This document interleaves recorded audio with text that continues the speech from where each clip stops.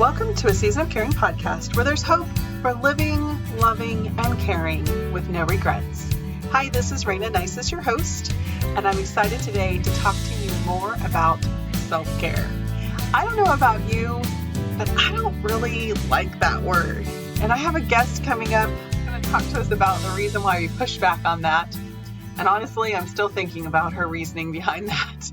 But self-care can feel really like one more thing that has to be done. One thing that doesn't feel natural.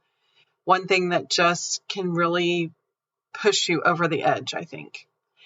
And I do like the thought of self-preservation. And honestly, caregivers, that's what self-care is. It's self-preservation. You have to do it. You have to find a way to make it work in your life. And so I wanted to talk to you today about some things that maybe you've never thought of as self-care, and some tips and tricks to kind of see if maybe you can change your feeling about self-care. I know Dr. Leslie had some great practical tips. I really love that about what she talked about. And so I wanted to springboard off of that concept. And then our next podcast that's coming up is going to be an in the trenches caregiver who wants to talk about how important self-care is and that it really brings joy. And I love that thought too. As I was doing some reading, I ran across this great quote by Dr. Stephanie Alarte. And she said, put simply, the best self-care strategy is the one that you're actually going to use. How true is that? There are so many different conversations going on about self-care. And we have to realize that we have to focus on what works for us. And just because it works for me doesn't mean it's going to work for you. And just because it works for you doesn't mean it's going to work for someone else. So really paying close attention to what is working, I think can make a big difference, or what has worked in the past. I know there are times, even in my life today, where I kind of become aware of the fact that some of the habits that I had in place that were really supporting me in my self-care, I've let drop off. For example, I noticed not too long ago that I just wasn't drinking water. And I've really focused on that for a couple of years, and it had become, I thought, a habit. But as I noticed I wasn't feeling great, I started paying attention. I only was consuming about half the water that I had been consuming. And it really did have an overall impact on my health as far as just alertness, good rest, a lot of things. And so paying close attention to what helped you in the past or what worked for you, I think really can make a difference. So psychotherapist Michelle Croyle says to start with this question: what do I need? How simple is that? In the moment, to just stop and think, what do I need? Am I thirsty? Am I tired? Really just paying attention to what do I need right here and right now. I might just need to take a deep breath. I might need to walk out of the room and come back in the room. I was talking to a client the other day about just the difficulty of getting her mom to bed at night. And that was something I really struggled with my dad as well. And I found there were times when he was just grumpy that I needed to just take a deep breath, leave him alone for a bit, and come back with a new attitude, because they can really sense our frustration, and their frustration can match our frustration, just like our frustration can match theirs. So being in tune with what's happening right now and what do I need? I might need a walk. I might need a deep breath. I might need to get a drink of water. But what do I need? What an important question to ask. Dr. Croyle went on to mention the HALT acronym. And the HALT acronym, from what I understand, is also well known in the recovery world. And so HALT, H-A-L-T, stands for, am I hungry, angry, lonely, or tired? Wow.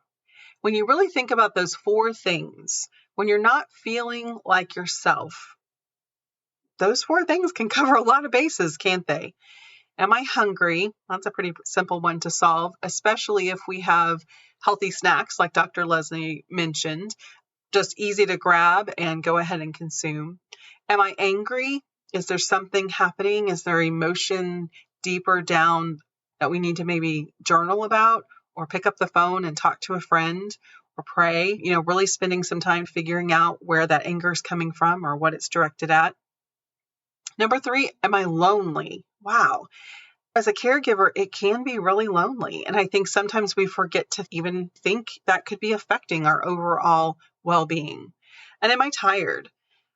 Sleep is so important. We hear it a lot. We'll talk about it more probably in the future, but I really feel like good, deep sleep is a key to really helping our bodies to handle the stress of our season of caring. So now that you have an idea, you can ask yourself, what do I really need? You have those check-in things. I need to halt. I need to think about, am I hungry, angry, lonely, or tired? Then you can really think about, what is my next step going to be? And you might be a person that needs to plan ahead a little bit. If you're hungry, like I said, having the right snack close by, that will be good for you. If you're angry, having some things that you know help you work through that anger. If you're lonely, having that friend that you can reach out to, or that support group that's available online and you can just hop on and ask for someone to chat with you or leave a message and see the responses and have that conversation. If you're tired, you might have to plan a little bit to get that nap in, but you also might need to just get up, do some walking around, get that blood pumping so that you can get that tiredness gone for the moment. Because if you're on, you're on, and there's not a whole lot you can do about that, right? So I love some of those suggestions. I think when we go back to, if we're tired, it's really important to also learn to look at our schedules. Do we have the margin we need? Do we have the room in our schedule to recuperate? Many times our schedules are just full and we're running from one thing to another. And that honestly can really get you to a place of burnout quicker than anything else. Things take longer than we think they do. We never seem to plan enough time. So really thinking about, what does your schedule look like? Do you have built-in margin for rest, whether that be a nap or just quiet rest for your brain, for yourself? It's okay to make an appointment with yourself. And then if someone asks you to do something, you can honestly say, I'm sorry, I have an appointment at that time. Having set time on your calendar blocked out for you to get what you need is important. So really making sure that you have spent the time doing that. Another thing to consider when you're thinking about self-care, we all know how important exercise is, don't we? We have a tendency to feel like it has to be a big thing though, and that I don't have time to put on the workout clothes, to go to the gym, or to do the big long workout. So really, again, just thinking of those things which can be quick and easy. The key is get your blood pumping. When you think about the fact that getting your blood pumping helps it to get to your brain, helps you to clear the fog, it helps you to produce the endorphins that really do impact you emotionally and physically. So how we're feeling will be impacted by just getting our blood pumping. So if it's just doing some jumping jacks or taking a walk around the house with your loved one, Dr. Leslie again talked about that, but getting that blood pumping can make such a big difference. So thinking about, what do you like to get your blood pumping? What would be your ideal? So for example, I really enjoyed doing a body groove workout after Dad was in bed. And so that was kind of my go-to. But what if we had a rough night? What if Dad didn't go to bed when he was supposed to? What was my backup plan? So that might just be some jumping jacks or some knee lifts, whatever it is, to just get that blood pumping. Try not to skip a day, because success breeds success. And so that movement will help you to do it again tomorrow. So have your plan A and your plan B in place. Another interesting thing that I found from Dr. Olarte was the concept of buying back your time. Most people, she said, are thinking of splurges like massages and weekends away and those kinds of things as being self-care. She wanted to challenge us to really think about, how can you splurge on self-care things that actually are helping you buy back your time? Her question was, what sucks joy out of your life? What is it that just you really dread? And what would happen if you were to buy back your time by finding someone to do that for you? I don't know. I think cleaning would be at the top of my list. Some days probably cooking would also be on that list. Things that just are really burdensome for you. And really, in your caregiving season, it's not important that you do those things. So I'm telling you all the time to look at it as your team. So my question would be, who could you add to your team to take away some of these responsibilities that are sucking your joy? And by buying back your time, then that opens the door for you to have an opportunity to do things that bring you joy. So making that investment might feel like it's just not something you can do, but really thinking about it and deciding what is most important and can you find a way to bring someone on your team to take care of those things. Thinking of self-care beyond the things like massage and respite weekends, which I think are great. Let's just do it all, right? But really, what would be helpful for you to buy back your time? What would be helpful for you to pay someone else to do? In this day and age, grocery shopping could definitely be one of those things. To just order it and go pick it up could save a lot of time and probably money in the long run from those spontaneous buys. But that could be a time suck that's really taking your joy. And so thinking about what are some creative ways to be able to buy back your time. And that kind of goes hand in hand with the next one that I had in mind, and that was really stop and smell the roses.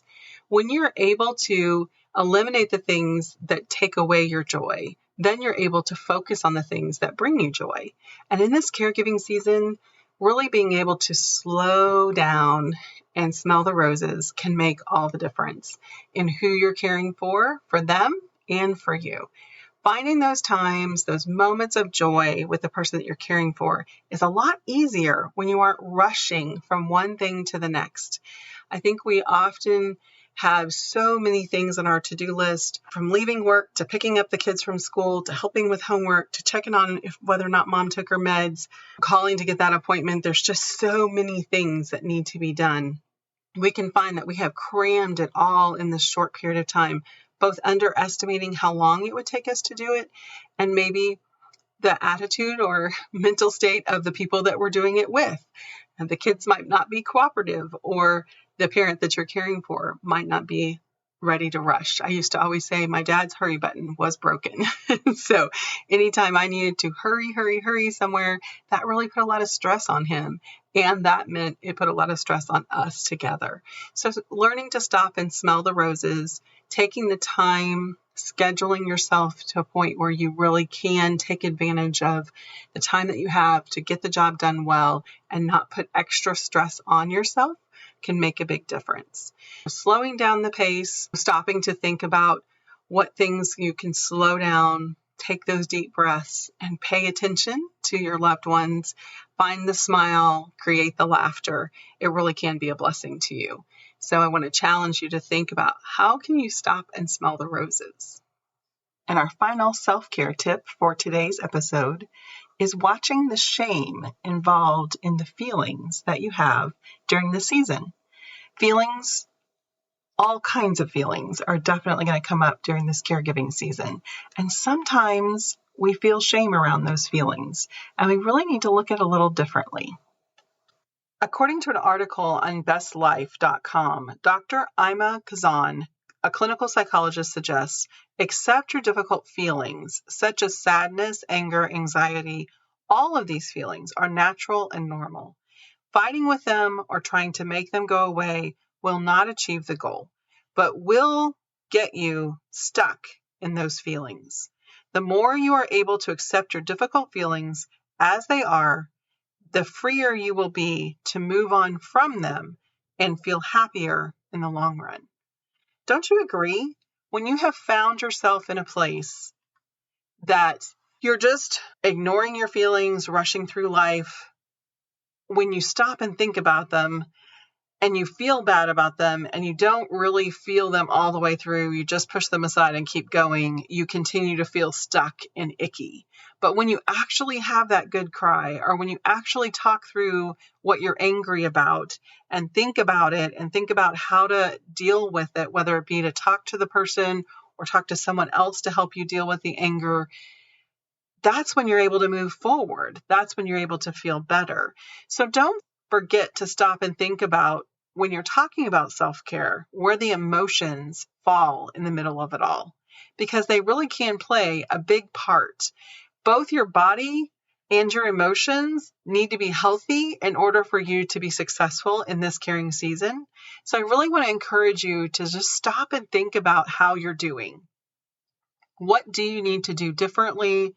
Who do you need to bring on to your team in order for you to feel better, stronger, healthier, and more capable of loving and serving your parent or your loved one better all the way to the end, walking them all the way home with the best that you have to give, not the leftovers. This caring season, it is tough. And caring for yourself while you're caring for a loved one, it is hard. There is no way around it. The key is to keep yourself as healthy as possible. And that's why every person who's been through this caring season looks back and says, I wish I had taken better care of myself. Or I wish I had been able to figure out how to take care of myself while I was caring for my loved one. The number one regret that I hear is that people did not take care of themselves at the same time as caring for their loved one. And I believe that when we don't learn how to prioritize our own self-care, that's when we find ourselves with resentment and anger and all of those things that make this caring season even harder than it has to be.